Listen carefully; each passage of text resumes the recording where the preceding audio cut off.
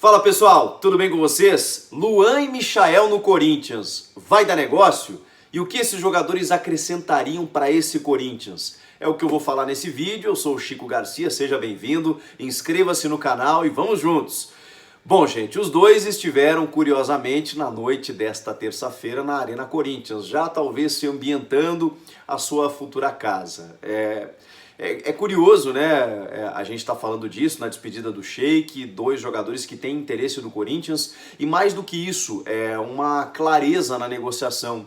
Eu acho que interessante isso porque a gente sempre vê dirigente escondendo, né? Quando tem interesse em algum atleta, por vezes vaza uma informação aqui, ali, e o dirigente sempre descarta. Não é o que a gente está vendo nesse caso. O Corinthians realmente abriu negociação e deixou tudo às claras em jogadores que ele pretende para contar para a próxima temporada. Um deles, o Luan do Grêmio, que tem contrato até o fim do ano que vem, mas com essa casualidade aí, né, dele poder assinar um pré-contrato com qualquer equipe na metade do ano.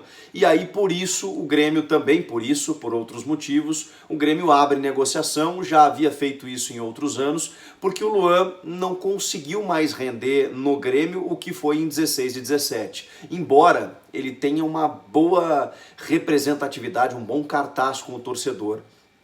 Existe um levante aí nas redes sociais para que o Luan não saia do Grêmio, porque o torcedor do Grêmio sempre tem a esperança de recuperá-lo.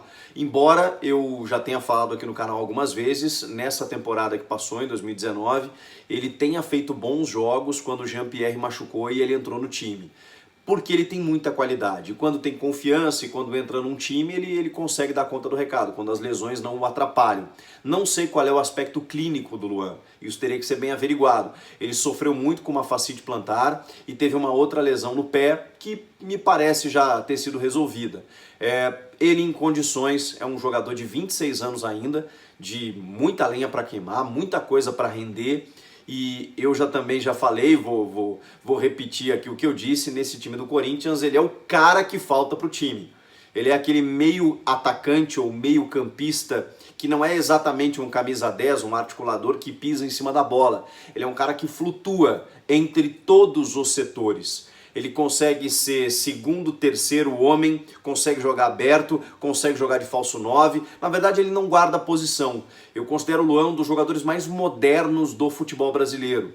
Repito, em condições físicas e técnicas. Ele tem uma leitura de jogo, ele é muito inteligente para jogar e ele tem uma versatilidade que encaixa em qualquer equipe. Então por isso eu entendo que às vezes o Pedrinho fica sobrecarregado na armação, o Corinthians às vezes aposta em muitos volantes que são mais combativos e não tão armadores, não tão construtores, como é o caso do Júnior Urso ou do Ramiro, isso sem falar nos primeiros homens ali, né, o Ralf e o Gabriel. Depois desse primeiro homem de marcação, você precisa entregar a bola para um cara que vá construir o jogo. E esse cara é o Luan. Ele encaixaria perfeitamente. Nessa noite na Arena Corinthians, ele falou que nunca escondeu, que torceu para o Corinthians na infância. Hoje ele é identificado com o Grêmio, a torcida tem muito carinho por ele tem contrato com o Grêmio, ele tem muito carinho pelo que o Grêmio fez por ele, né, o projetou. Ele é de São José do Rio Preto, estava lá na Catanduvense, na Copa São Paulo. O Grêmio buscou ele ainda jovem, promoveu ele para o profissional e ele explodiu. Foi fundamental na campanha do Ouro Olímpico em 2016, foi o rei da América em 2017 e depois as lesões o atrapalharam, ele ficou com dificuldade técnica, não foi para a Copa do Mundo, isso mexeu com a cabeça dele. Eu acho que ele realmente, se a coisa acontecer, não é fácil, o Grêmio pediu jogadores, está no seu direito, né? Porque entende que apesar do Luan não estar mais rendendo o que rendia, ainda tem valor de mercado. Então o Grêmio endurece a negociação, vai pedir o Cássio, vai pedir o Fagner, vai pedir os grandes valores do Corinthians. E o Corinthians, sem muito dinheiro para negociar nesse momento, está dependendo da venda de um jogador, que pode ser o Pedrinho, pode ser o Vital, pode ser o Janderson, sei lá, e também das cotas de TV que entram agora no final do ano. Ele negocia com o que ele tem no seu elenco. E aí a barganha depende muito disso para que a coisa se concretize. No caso do Michael, o Corinthians fez uma belíssima proposta, porque é belíssima, uma boa proposta. São 20 milhões de reais, ou 22 milhões, né? São 5 milhões de euros, por 50% dos direitos. O Goiás tem 80%. Significa que o Goiás ainda ficaria com uma parte para futuras negociações. E a tendência, a gente sabe, a vitrine que é o Corinthians, ainda mais disputando Libertadores, disputando grandes competições, com um time de massa que com todo respeito ao Goiás, né, mas ele conseguiria ter uma vitrine muito grande no Corinthians para ser negociado daqui a pouco para o futebol do exterior. E aí o Goiás conseguiria até mesmo lucrar com isso.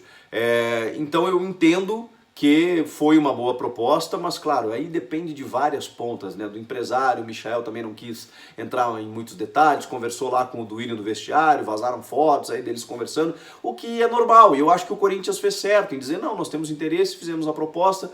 O risco agora é saber que o Corinthians, ao fazer a proposta para o jogador que foi a revelação do Campeonato Brasileiro, aparecerem os gaviões, né?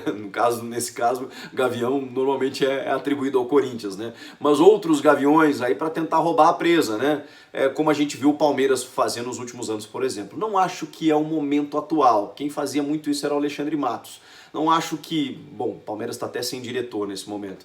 Mas acho que o Palmeiras não vai fazer nenhum tipo de loucura nesse aspecto. E o Corinthians foi lá, seduz o jogador, né, numa grande vitrine, numa grande estrutura, numa grande perspectiva, para saber, né, se o cara vai de repente vestir a camisa do Corinthians no ano que vem. Bom, aí o que o Michael poderia agregar, nossa senhora, né? Um cara que jogou o que ele jogou, fez um golaço contra o próprio Corinthians, fez golaço contra o Flamengo, fez golaço contra o Inter, fez 9 gols no Brasileiro, 16 na temporada, 23 anos, revelação, habilidoso, driblador, velocidade.